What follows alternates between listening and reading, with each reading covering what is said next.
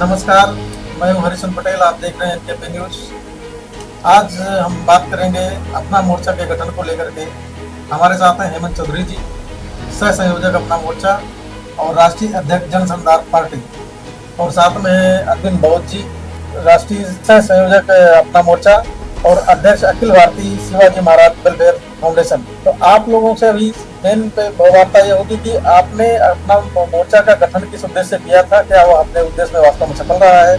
सबसे पहले हेमंत चौधरी जी से जानेंगे कि हेमंत कि अपना मोर्चा कहाँ तक आगे बढ़ा है, क्या अपने उद्देश्य में सफल हो रहा है, ये गठन क्यों हुआ था, आगे क्या काम कर रहा है। देखिए, अपना मोर्चा का गठन हम सभी लोग जो है 1 जुलाई को इसका गठन हुआ था।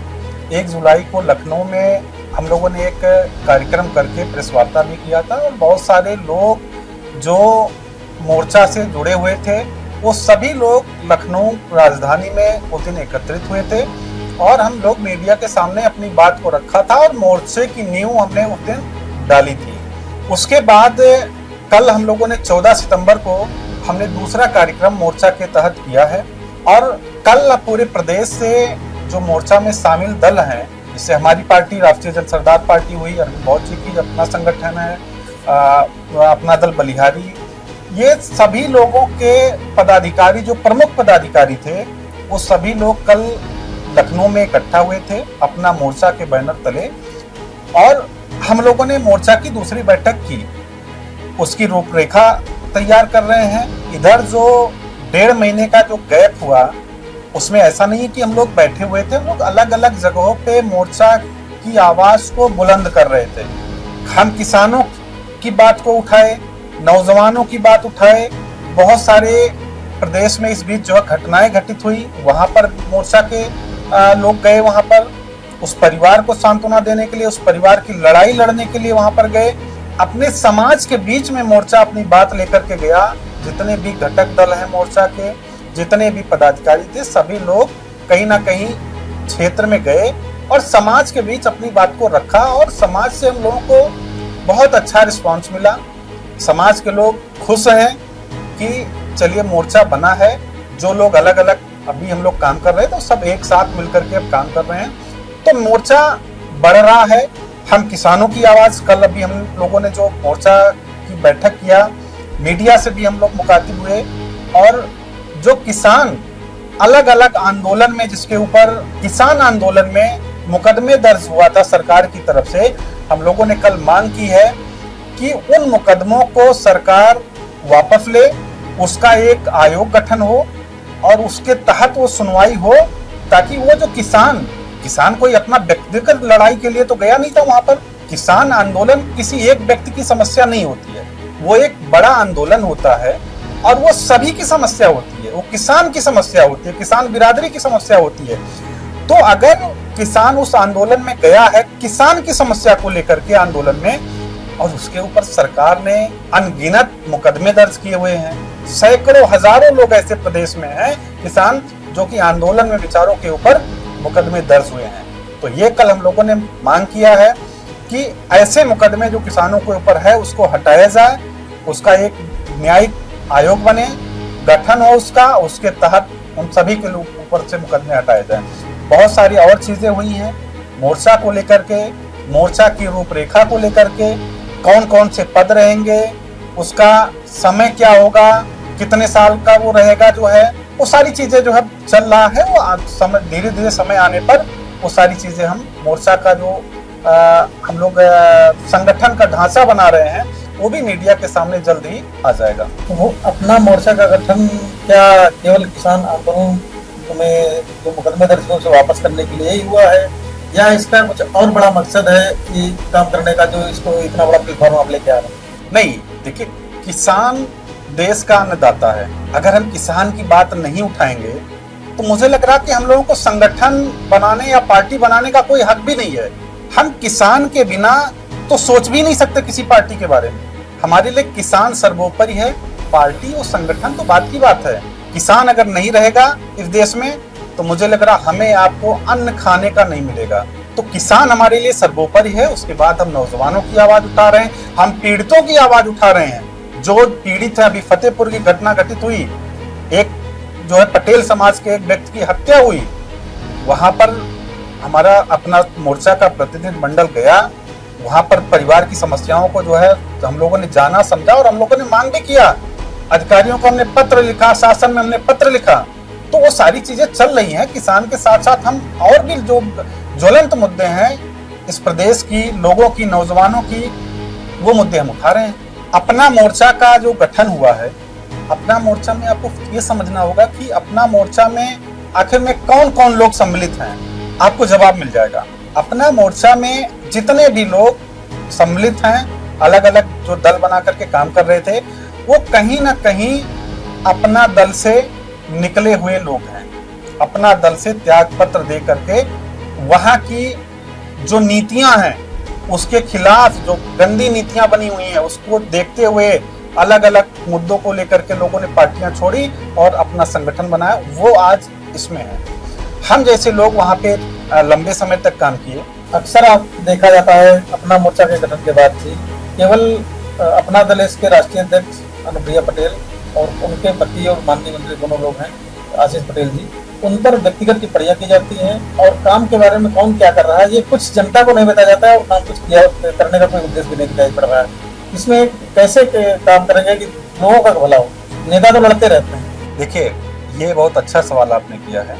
ये आप ही नहीं करते हैं, ये कुछ ट्रोलर्स हैं, चौन्नी साहब, वो भी आए दिन सोशल मीडिया पे, कुछ ही हैं नाम मात्र के, वो भी करते हैं सवाल जो है कि आखिर में मोर्चा बनाने के बाद या मोर्चा से पहले ये लोग सिर्फ जो है अपना दल के पति पत्नी के खिलाफ क्यों बोलते हैं। जाहिर सी बात है, मोर्चा में जितने भी लोग सम्मिलित हुए हैं वो कहीं ना कहीं अपना दल में लंबा समय अपना दे चुके हैं। हम लोगों ने लंबा समय व्यतीत किया वहां पर रहते हुए। जो उन लोगों का दुख दर्द देखा, खासतौर पे पदाधिकारियों का, विधायकों का, आशीष जी, अनुप्रिया जी कभी उनके घर नहीं जाते थे, कभी प्यार से 2 बार जो है उससे बात नहीं कर सकते थे, विधायकों का कोई सम्मान नहीं था। तो वो चीज हमने वहां पे देखी हुई है कि लोग कितने उसमें जिल्लत भरी जिंदगी में वहां कार्यकर्ता, पदाधिकारी और विधायक जीते थे। आज जब से इधर 2022 से मैंने आवाज उठाया, मोर्चा बना, ये सारी जो आवाज हमने उनके खिलाफ उठाया कि आप कार्यकर्ताओं को अपना नौकर समझते हो, गुलाम समझते हो, विधायकों को आप अपना जो है कुछ मतलब विधायक समझते ही नहीं आप। तो जब से हम लोगों ने ये आवाज उठाई, अब कम से कम उन कार्यकर्ताओं को सम्मान मिल रहा है, उन पदाधिकारियों को सम्मान मिल रहा है। और वो जो विधायक जिनको मिलने का समय नहीं देते थे दोनों लोग, आज उन विधायकों को फोन करके हालचाल लिया जा रहा है और वो जो कार्यालय में आ रहे हैं तो बड़े सम्मान के साथ उनको बैठाया जा रहा है। आज ये मैं बात नहीं कर रहा हूँ, आज वहां पर जो पदाधिकारी, कार्यकर्ता हैं, विधायक हैं, वो फोन करके बताते हैं कि भाई साहब जो भी आप कर रहे हैं बहुत बढ़िया कर रहे हैं, ऐसे ही करते रहिए। जितना आप हम लोगों की आवाज उठाएंगे उतना ही सम्मान हम लोगों को यहाँ मिलेगा। नहीं तो यहाँ सम्मान मिलने वाला कहाँ था? ये तो आप लोगों की बदौलत ही हमको सम्मान मिल रहा है। आप अगर इतना ना बोलते तो शायद हम लोगों को सम्मान नहीं मिलता। वो दुख दर्द हमने देखा हुआ है वहां पे। अच्छा, वो कार्यकर्ता और पदाधिकारियों के साथ हम लोगों ने लंबे समय तक काम किया, तो वो एक लगाव सा उनके साथ हो गया था। अभी भी हम उनको अपना परिवार ही मानते हैं, ऐसा नहीं कि हम उनको अलग मानते हैं। वो अपना दल में हैं या हम अपनी पार्टी बना लिए हैं, मोर्चा बना लिए हैं, तो अलग हम नहीं मानते, उनको भी हम अपना परिवार ही मानते हैं। हम उनको अपना परिवार समझ करके उनकी लड़ाई हम अपना मोर्चा के तहत लड़ रहे हैं। हम अपनी पार्टी राष्ट्रीय जनसरदार पार्टी से लड़ रहे हैं कि उनको वहां पर कोई दिक्कत ना आने पाए। जो दिक्कत हम लोगों ने झेला है वो दिक्कत वहां पर ना आए। और आज वो खुश हैं इस बात को लेकर के। सारे पार्टी के कार्यकर्ता, पदाधिकारी, विधायक खुश हैं, फोन भी करते हैं कि ऐसे ही करते रहिए ताकि हम लोग को कम से कम जीवन यहाँ पे ठीक ठाक गुजरे। तो ये ऐसा नहीं है कि हम लोग उनके पीछे पर, हम उनकी भलाई के लिए भी पड़े रहते हैं। इसमें उनकी पार्टी, अगर उनको बुरा लग रहा है तो उनको, मुझे लग रहा है, आत्ममंथन करना चाहिए इस बात का कि अपना मोर्चा अगर हमारे पीछे पड़ा हुआ है तो उसमें भी कहीं ना कहीं उनकी भलाई है। अगर वो कार्यकर्ताओं को अपने संभाल के नहीं रख पा रहे हैं, उनको सम्मान नहीं दे पा रहे हैं, तो गलती किसकी है? हमारी है कि उनकी है? राजनीति में आना और जाना लगा रहता है और अक्सर यही होता है कि जब आदमी के अपने हित नहीं सस्ते या नेता के अपने हित नहीं सस्ते हैं तो इस वजह से पार्टी छोड़कर जाता है कि मेरा दम घुट रहा था। फिर कुछ सालों बाद फिर वो वही वापस आता है, कहता हम घर वापसी हम लेकर के जाए। हम बड़ी बड़ी पार्टियों की बात कर रहे हैं, बीजेपी में कल्याण सिंह जी मुख्यमंत्री थे, फिर वो बाहर चले गए, फिर वापस भाजपा में आए। तो अभी शिवपाल सिंह जी को देख रहे हैं, समाजवादी पार्टी में थे, अपनी पार्टी बनाए, फिर वापस आए। तो ऐसा क्या कुछ इसमें ऐसा इस तरह का कोई गणित है क्या कि आप अपना कुछ हित था नहीं सदा इसलिए वापस चले गए? जनता का हित कम, अपना हित ज्यादा हो सकता है। देखिए, आपकी बात मैं पूरी तरीके से समझ रहा हूँ, कहना आप क्या चाह रहे हैं। ऐसा नहीं है, बहुत सारे आपने एग्जाम्पल भी दिया, इन लोगों ने छोड़ा फिर वापस गए। मैं पहले भी कह चुका हूँ, आज भी कह रहा हूँ कि उस परिवार के साथ अब दोबारा कभी जीवन में नहीं जाएंगे। मैं और का तो नहीं गारंटी ले सकता, लेकिन अपना गारंटी मैं ले सकता हूँ कि उस परिवार के साथ पूरे जीवन में कभी नहीं जाऊंगा। हाँ, वहां जो हमारा एक परिवार बैठा हुआ है, वो परिवार वहां जो कार्यकर्ता पदाधिकारी के रूप में हैं, जो पीड़ित हैं, उनकी लड़ाई लड़ रहा हूं और आगे भी उन पत्नी से मैं लड़ता रहूंगा कि उनको सम्मान दीजिए।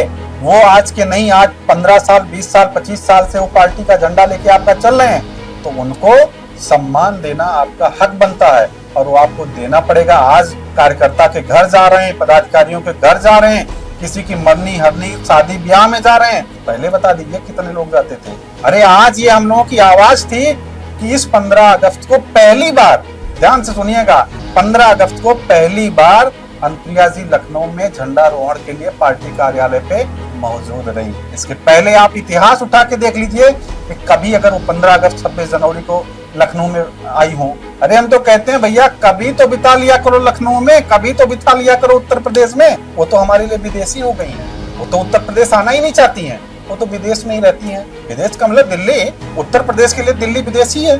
तो कभी तो बिताया करो, अपने क्षेत्र में बिताया करो, उत्तर प्रदेश में आ जाया करिए। लखनऊ में आप जो है एक बैठक के लिए आती है, तो खैर उनका इंटरनल मामला है, उससे हम लोगों को नहीं लेना देना। लेकिन अगर कार्यकर्ता पदाधिकारी जो हमारा एक परिवार है, लंबे समय तक हम लोगों ने वहाँ काम किया हुआ है, उसके ऊपर अगर कोई आंच आएगी तो ना मोर्चा चुप नहीं बैठेगा। आपने कहा कि उस परिवार के साथ हम कभी नहीं जाएंगे, ये संकल्प आपका राजनीतिक है या व्यक्तिगत कोई रंजिश है?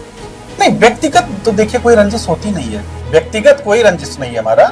जो भी रंजिश है वो राजनीतिक है, व्यक्तिगत कोई मामला नहीं है किसी से, दोनों लोगों से हमारा व्यक्तिगत कोई मामला नहीं है। सामने कभी मिलेंगे, नमस्कार होगा, दुआ सलाम होगा, वो व्यक्तिगत मामला हो गया। लेकिन जहां तक राजनीतिक मामला है, राजनीतिक तौर पे उस परिवार से कभी नहीं मिलेगा।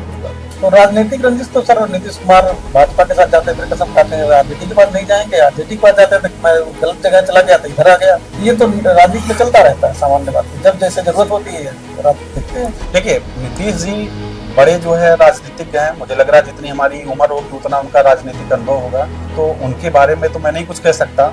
लेकिन मैं अपनी बात कह सकता हूँ, अगर मुझे जाना होता जो भी, तो मैं अब तक जा चुका होता। मैं यहाँ आकर के जो है आपके साथ इस तरह का बाइट नहीं दे रहा होता, मोर्चा का गठन ना किया होता, पार्टी का गठन ना किया होता। तो ये क्लियर है कि राजनीतिक तौर पे उस परिवार के साथ कभी नहीं हो सकता। क्या हम कभी उम्मीद कर सकते हैं कि हेमंत चौधरी जी की ये जो गुस्सा है शांत हो जाएगा? कभी तो सब लोग जो कभी एक समय एक साथ रहा करते थे, आगे भी वैसा देखने को मिलेगा या बिल्कुल खत्म, रास्ते बंद हो गए?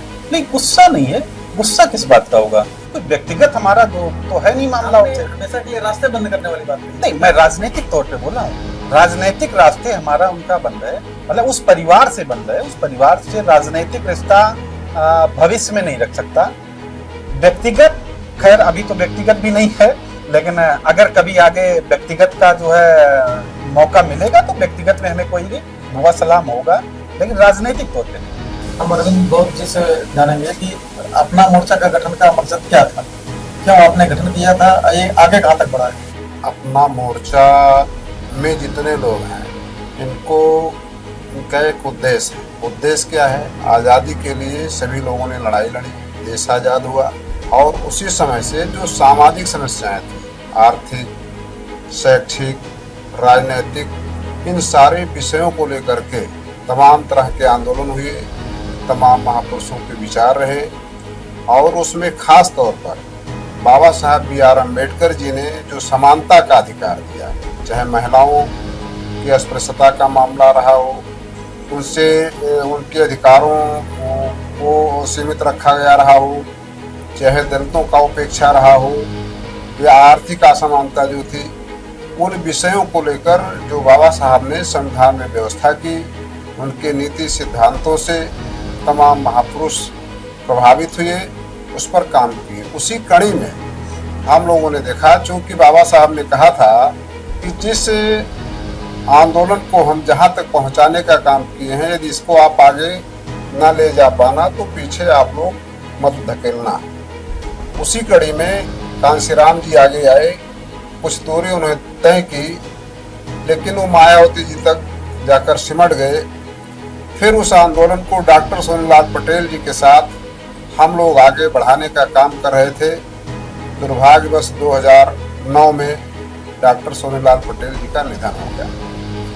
जो दल लोकतांत्रिक तरीके से चल रहा था, लेकिन कुछ लोग चाहे अपने स्वार्थ में, चाहे चापलूसी में, चाहे अज्ञानता में, जो वरिष्ठ नेता थे, उनके पत्नी को राष्ट्रीय अध्यक्ष बना दिए, जबकि किसी कार्यकर्ता को होना चाहिए था, किसी पदाधिकारी को होना चाहिए था लोकतांत्रिक तरीके से। जब उनके हाथ में बागडोर गया, लोग सहानुभूति में खड़े हुए और ये माना गया कि आंदोलन चलेगा।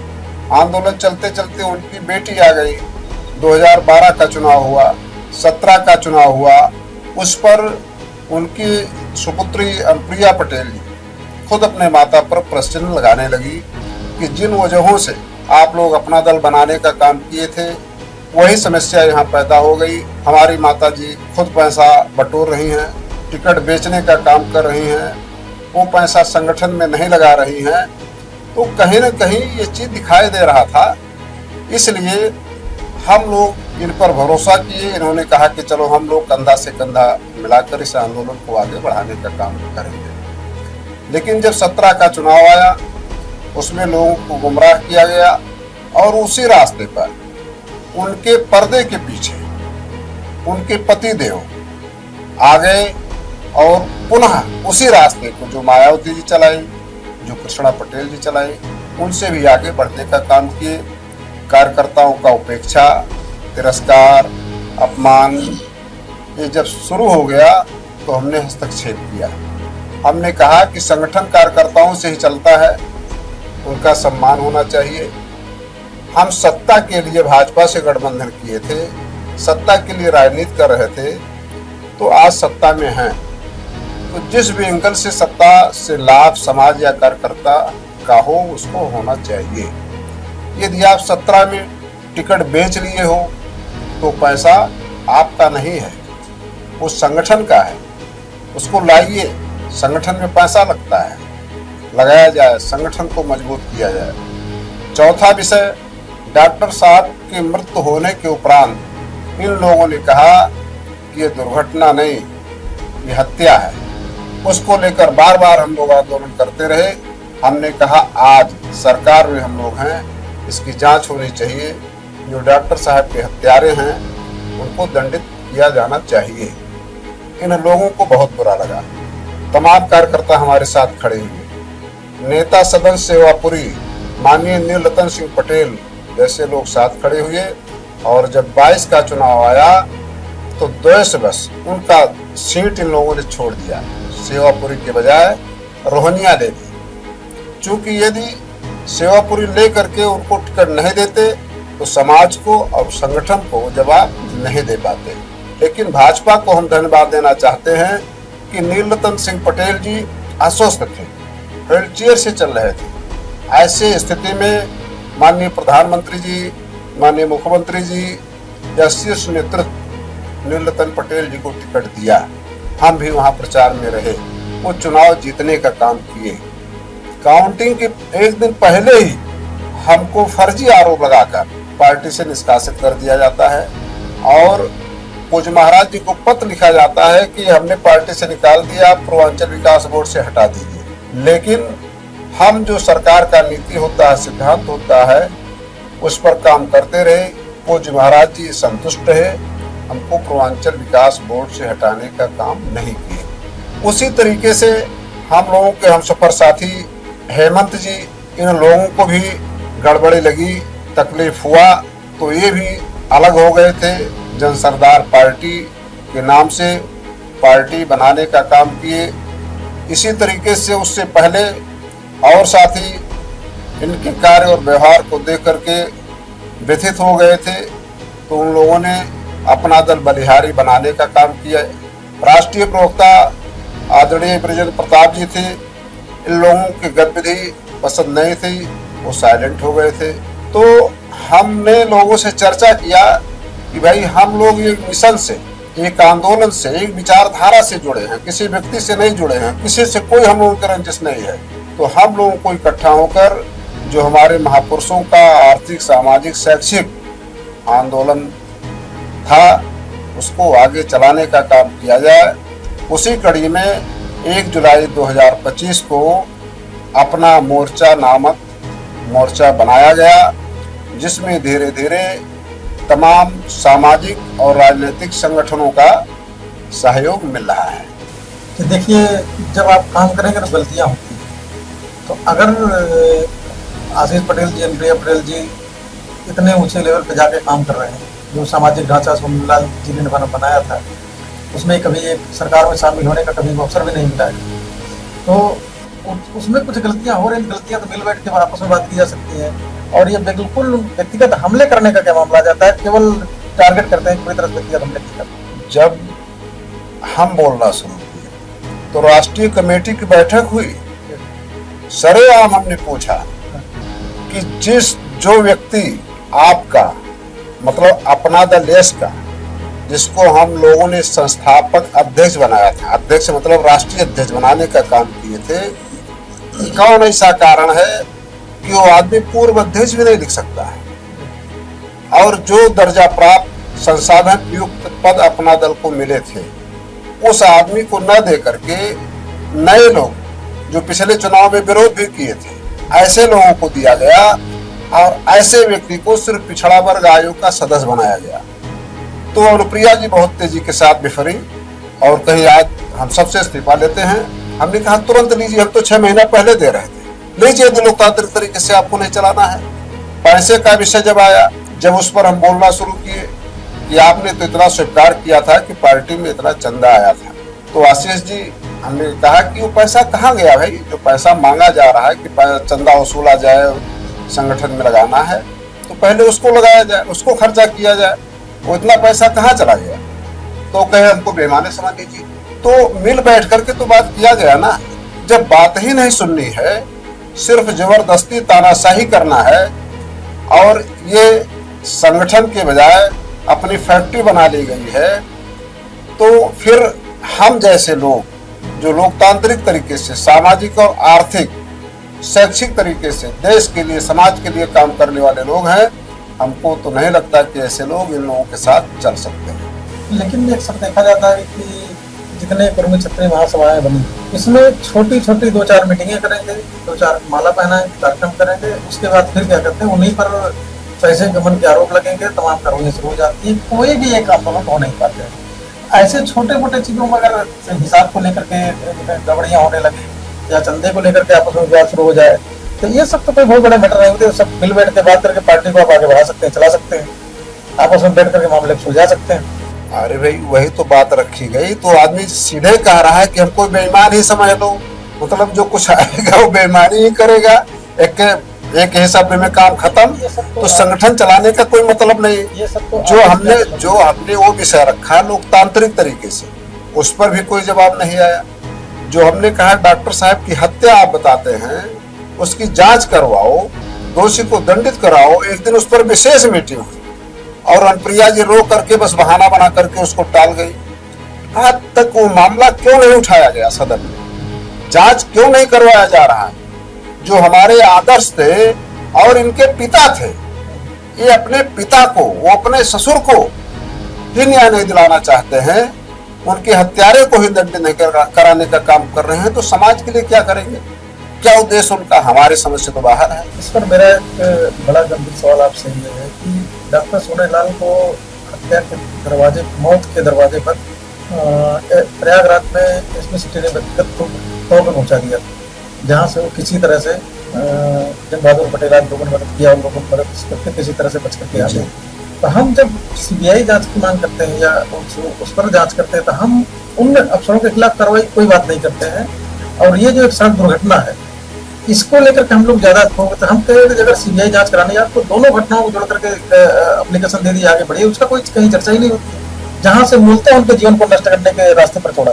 जी, आपके इस बातों से हम सहमत हैं और उसको भी उठाने का काम करेंगे। कौन ऐसी परिस्थिति थी कि डॉक्टर सोनीलाल पटेल जी नामांकन करने के बाद वो पीडी टंडन पार्क में जनसभा को संबोधित कर रहे थे और इस तरीके से तांडव फैलाया गया, सैकड़ों गाड़ियां तोड़ दी गई, हजारों कार्यकर्ताओं को पीटा गया, डॉक्टर सोनीलाल पटेल जी को मरणासन कंडीशन में छोड़ा गया। चलो कहीं कोई गलती हुई हो, पुलिस लाठीचार्ज करती है, गिरफ्तारी होती है, आंदोलन का एक स्वरूप है, होना भी चाहिए। देखना पुलिस का काम है, गांव से कार्यकर्ता आए थे, भीड़ थी, ये तो नियंत्रित करना पुलिस का काम था। पुलिस देखती रहती, सामान्य रूप से इस तरह से हमले कर देना कि जानते हुए कि नेता आपकी है, इनका लीडर है और उसकी हड्डी मछलियां तोड़ दीजिए और एकदम मौत के करीब पहुंचा दीजिए। ये राजनीति के इतिहास में कभी देखा आपने इस तरह कोई घटना? नहीं, बिल्कुल। ये तो जलियांवाला बाग जैसा कांड जो हुआ था, रंजिश वाला मामला, कभी आपने कभी कोई सही जगह पर लेके जाता नहीं, केवल एक बात कि हमको सीबीआई जांच मांगो, हम प्रिया पटेल नहीं तैयार है, क्यों इसी पर बार-बार इसी बात पर क्यों चर्चा होती है? इस बातों पर भी हम सहमत हैं और इस विषय को भी उठाया जाएगा। और वो तो हत्या उन्होंने खुद कहा था, जो हम लोग पहले जानकारी हम लोगों की हुई कि कार दुर्घटना हो गई है, हम लोग पहुंचे, लेकिन ये बात इन लोगों द्वारा बताई गई कि कार दुर्घटना ही नहीं है, ये हत्या है, ये षड्यंत्र है। आशीष और प्रिया ने, कृष्णा पटेल ने, जिसको लेकर एक बार नहीं कई बार हम लोगों ने धरना प्रदर्शन किया था अपना दल के बैनर तले कि डॉक्टर सोनीलाल पटेल जी के मृत्यु की दुर्घटना की सीबीआई जांच हो और दोषी दंडित हो, लेकिन यह मामला बिल्कुल साइड कर दिया जाता है। आज उनके पूरे परिवार से उसको छोड़ दिया जाता है। हमें कहने में कोई दिक्कत नहीं, उनकी दूसरी बेटी पल्लवी पटेल जी जब तक विधायक थी नहीं थी तब पदयात्रा चला रहे थे कि हमारे पिता के मृत्यु की सीबीआई जांच हो, लेकिन आज विधायक हैं लेकिन सदन में नहीं उठा रहे। ये बहुत ही बड़ा गंभीर विषय है कि जो लोग अपने परिवार को नहीं न्याय दिलाना चाहते हैं वो समाज के लिए क्या करेंगे? खाली एक नया नया एजेंडा बनाकर के कब तक समाज को गुमराह करते रहेंगे? पहले तो इस विषय पर न्याय होना चाहिए कि डॉक्टर साहब का हत्यारा कौन था, उसका षड्यंत्रकारी कौन था, उसको दंड मिलना चाहिए।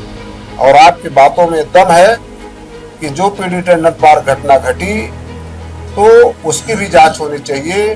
कानून व्यवस्था बनाए रखने की जिम्मेदारी प्रशासन की होती है और यदि मान लो कानून को लोगों ने हाथ में लिया तो इस तरीके से, जिस तरीके से घटना घटी थी वो पूर्णतः निंदनीय थी। जो अधिकारी उसमें सम्मिलित थे उसकी जांच हो, उन लोगों के खिलाफ भी कार्रवाई होनी चाहिए। किसी भी प्रतिनिधि, जनप्रतिनिधि या संगठन के प्रतिनिधि तो समझ में आते हैं, उनको गाइडलाइन होता है, उनका एक कार्यक्षेत्र होता है, लेकिन यदि ये पब्लिक में चर्चा है कि इन लोगों के मालिक कोई और है तो ये भी एक गंभीर विषय है। फिर इन लोगों का क्या मतलब है? फिर उनके मालिक दूसरे कौन लोग हैं? ये भी एक निंदनीय विषय है। फिर इनका मतलब ये है कि ये लोग स्वयंभू नेता नहीं हैं, मतलब स्वतंत्र रूप से अपने मन से समाज के लिए, लोकतंत्र के लिए काम नहीं कर सकते हैं। एक लोग अभी दिन आके बता रहे थे क्योंकि कमेरा वाली पार्टी में गए थे, तो वहाँ पर जो लोग ऑफिस में मेरे ऑफिस का काम देखते थे, गाँव बैठे हुए थे, तो वो बताने लगे कि कुछ यहाँ का सारा काम नितेश पांडे शायद नाम है, वो पांडे वहाँ के घर पे रहते हैं, देखते हैं। तो एक सरकारी आवास मिला हुआ है, वहाँ पर आपके पार्टी का आदमी जा ही नहीं सकता, पांडे जी वहाँ घर संभालेंगे। तो ये लोगों को सुविधाएं क्या मिलेंगी, क्या कैसे इनका कल्याण होगा? कहता हूँ यह विषय उनके कार्यकर्ताओं का है, यही तो लोकतंत्र है। नहीं तो ये जो कार्यकर्ता संगठन को चला रहा है, जो आपको ताकत दे रहा है, किसी ऊंचाइयों तक पहुंचा रहा है, वही कार्यकर्ता फिर आपसे मिल नहीं सकता, आपसे अपनी बात कर नहीं सकता है। तो ऐसे लोग वहां क्यों हैं?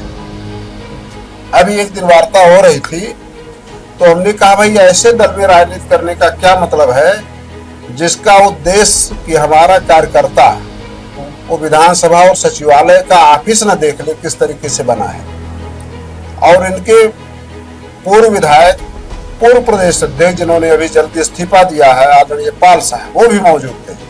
हमने कहा तो उन्होंने कहा ये बात सही है, हम लोग जाते हैं तो उसमें भी तकलीफ होता है। तो हमने कहा दूसरा विषय ये है कि दो पार्टी की कांग्रेस और उनके नेता सदन प्रदेश अध्यक्ष इस कोड लेकर चलते हैं। और आप प्रदेश अध्यक्ष रहे कितना दिन चले, तो उन्होंने कहा चलने ही नहीं दिया जाता है, रोक लगाया जाता है। हमने कहा तीसरा विषय, जैसे आता है लोग कहते हैं परिवारवाद में ये होना नहीं चाहिए, लोकतंत्र में नहीं होना चाहिए कि आशीष और अनुप्रिया जी दोनों लोग मंत्री हैं, ठीक है हो गए, लेकिन जो और मंत्री बनना चाहिए था क्यों नहीं बनाए गए। विधानसभा चुनाव से पहले बात आई थी कि अपना दल का एक एमएलसी भी होगा, वो एमएलसी कहाँ चला गया। तो जिस मतलब मुखिया नेता की इस धारणा हो, इस सोच हो कि हमारे कार्यकर्ता का एक काम होने न पावे, उसका सम्मान बढ़ने न पावे, तो ऐसे जगह क्यों लोग राजनीति करते हैं हम नहीं समझ पाते हैं। ये उन लोगों का विषय है, हम लोगों का विषय नहीं। इसी आधार पर तो हम लोग अलग हुए। नहीं तो आप बहुत सीनियर पदाधिकारी कार्यकर्ता अपना दल के रहे, डॉक्टर साहब के साथ में रहे, तो आप ये दोनों लोगों से, पल्लवी और प्रिया जी दोनों लोगों से आप ये सवाल कर सकते हैं कि ये लोग घर में क्या कर रहे हैं।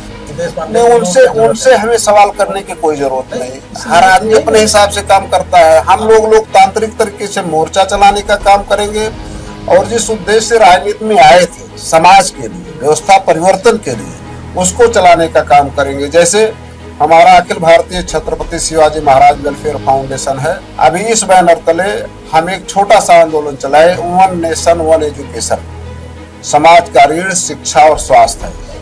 ये दोनों महंगा होता जा रहा है, पूंजीपतियों के शिकंजे में घिरता जा रहा है, जबकि ये पिछली गवर्नमेंट में सरकार ने कानून भी बना रखा है। पूज्य महाराज जी की गवर्नमेंट ने कानून भी बनाई थी कि इतने दिन पर ही ड्रेस चेंज होंगे, इतने दिन पर ही पाठ्यक्रम चेंज होंगे, इतने दिन पर ही फीस बढ़ाया जा सकता है, उसका भी मानकता है।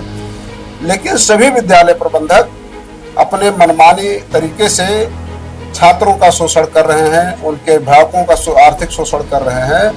तो जब इस आंदोलन को थोड़ा हम तेज किए तो नोएडा के जिलाधिकारी ने टीम बनाई थी। जिस हिसाब से सरकार ने नियम बनाया था उस हिसाब से उन्होंने टीम बनाया, जांच करवाए और 77 विद्यालयों पर 1-1 लाख जुर्माना लगाने का काम किए थे मनीष कुमार वर्मा जी। और संभल के जिलाधिकारी ने भी टीम बनाई थी, 33 विद्यालयों पर 1-1 लाख जुर्माना लगाने का काम किए थे। तो हम लोग एक देश के लिए, एक समाज के लिए काम कर रहे हैं, न कि किसी व्यक्ति के लिए और उनका झोला उठा रहे हैं। हम लोगों का उद्देश्य सामाजिक परिवर्तन के लिए, चाहे वो आर्थिक हो, चाहे सामाजिक हो, चाहे राजनीतिक। नहीं, आप जैसे कहा किसी परिवार के लिए काम नहीं कर रहे हैं, किसी व्यक्तिगत के लिए काम नहीं कर रहे हैं, लेकिन जो समाज का जो ढांचा है, डॉक्टर सोनेलाल जी ने इतना काम किया है कि उनकी जो ऊर्जा है अभी वो एक केंद्र, दो लोग उसके केंद्र बन गए। तो अगर आप इस तरह से उसको केंद्र से अलग हो जाएंगे और लोग अलग होते जाएंगे तो ऊर्जा का तो प्रचलन हो जाएगा, कुछ हो ही नहीं पाएगा, सारी चीजें खत्म हो जाएंगी। नहीं, वो लोग कौन सा केंद्र बिंदु हो गए हैं? लोग अज्ञानता में, मूर्खता में उनको आगे कर दिए थे। नहीं, परिवारवाद का कौन सा स्थान है समाज में? लेकिन लोग अज्ञानता में उनको आगे कर दिए। कुछ लोग चापलूसी में, कुछ अपनी महत्वाकांक्षा में कि हम इनका समर्थन करेंगे तो उनको इनसे हमें विशेष लाभ मिलेगा। तो समाज वहां गुमराह हो गया, लोग उनकी जय जयकार करने लगे। आज इन सबके जो उद्देश्य है, जो कृत्य हैं, वो समाज में दिखाई दे रहे हैं। लोग अलग हटने का काम कर रहे हैं। यहाँ तक देख लीजिए कि अपना दल यश को के 2 सांसद हुआ करते थे और पुनः 2 लोगों ने चुनाव लड़ने का काम किया। एक प्रत्याशी उनके हार गए और अनुप्रिया जी बड़े मुश्किल से चुनाव जीतने का काम की। जहां 2 लाख से अधिक वोट में उससे जीतने का काम करते थे, वहीं लगभग 35,000 वोट पर आकर सिमट गई हैं। तो इन लोगों का विश्वसनीयता खत्म हो गया है पब्लिक से। लोग इनको समझने लगे हैं कि सिर्फ समाज को गुमराह करते हैं और इनका गुमराह अब चलने वाला नहीं है। हम लोग उनसे कोई वास्ता नहीं है। हम समाज के उत्थान के लिए, समाज के बदलाव के लिए आर्थिक, सामाजिक, राजनीतिक क्षेत्रों में हम लोग काम कर रहे हैं, लोगों को संगठित कर रहे हैं और आने वाले दिनों में ये मोर्चा एक सशक्त शक्ति के रूप में दिखाई देने का काम करेगा। तो अभी मोर्चा के या अपना दल के बीच में कुछ राहें बची हैं कि पूरी तरह से जुदा जुदा है? नहीं, जब कोई वार्ता ही नहीं होती है तो कौन सी राहें बची? अपना मोर्चा किस रास्ते पर ले जाएंगे, कभी कितना दूरी तक अभी चलना है, कैसे करना है? देखिए, अपना मोर्चा का एक उद्देश्य है। वो कोई व्यक्ति नहीं है कि कई किलोमीटर जाएगा और कब तक जिंदा रहेगा। कोई अमर होके तो आया नहीं। तो एक मिशन है, एक आंदोलन है, हम लोग कार्यकर्ता तैयार करेंगे, एक विचारधारा है, उस विचारधारा से लोग जुड़ेंगे। जहां भी जैसे आंदोलन टूटे, मान लीजिए कोई गलती करता है जैसे कांशीराम जी ने किया या हमारे लोगों ने अज्ञानता में किया, कृष्णा पटेल को बना दिया, तो फिर उसमें प्रोडक्ट आएंगे, इस विचारधारा को आगे चलाने का काम करेंगे। हम लोग तो इस उद्देश्य से काम कर रहे हैं। आपने कांशीराम जी का उदाहरण दिया, कांशीराम जी की क्या गलती थी? कांशीराम जी जो लोकतंत्र की बात करते थे, मनोवाद की बात करते थे, अर्थ का विरोध करते थे, हम लोगों ने बहुत सारे कार्यक्रम को उनको देखने का काम किए थे और वो अखबार उठा करके कहते थे कि इस पर विश्वास मत करना, इस खबरों पर विश्वास मत करना, ये आपको गुमराह कर सकते हैं, हमारे खिलाफ छाप सकते हैं, सब पूंजीपतियों के हैं। लेकिन जब पहला राज्यसभा मेंबर बनाना हुआ तो एक मल्होत्रा, पूंजीपति मल्होत्रा को बनाने का काम, नींव तो वही डालने का काम किए थे जिसको मायावती जी आगे बढ़ाने का काम की।